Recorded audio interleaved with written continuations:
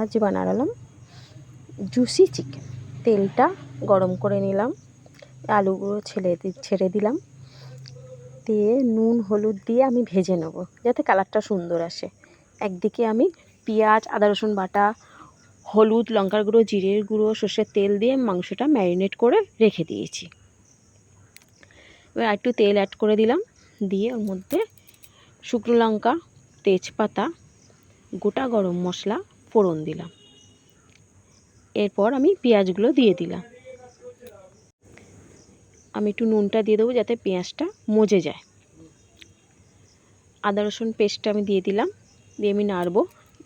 তেলটা ছেড়ে আসলে ওর মধ্যে আমি হলুদ গুঁড়ো, লঙ্কার গুঁড়ো দিয়ে দেবো।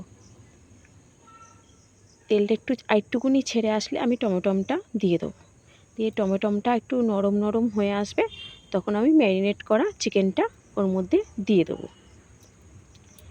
দিয়ে আমি ওইটাকে এখন নাড়ব। আমি এখন খানিকক্ষণ কষবো, 80% মতো সিদ্ধ হয়ে যাবে চাপা দিয়ে। আর আমি গ্যাসটা একদম মিডিয়ামে রেখে দিয়েছি যাতে কষা যাতে ভালো হয়, মশলাটা যাতে ভালোভাবে মাংসের মধ্যে ঢোকে। এরপরে আমি কষে নিয়ে ওর মধ্যে এবার আলুগুলো অ্যাড করে দেবো। আলুগুলো ওর মধ্যে সিদ্ধ হবে। এবার আমি লেবু পাতাটা দিয়ে দেবো, দিয়ে আস্তে আস্তে কষবো। কষে লেবু পাতাটা আমি ছিঁড়ে দিয়েছি যাতে গন্ধটা ভালো আসে, ওর সঙ্গে জানি গন্ধটা ভালো যাতে মিশে যায়।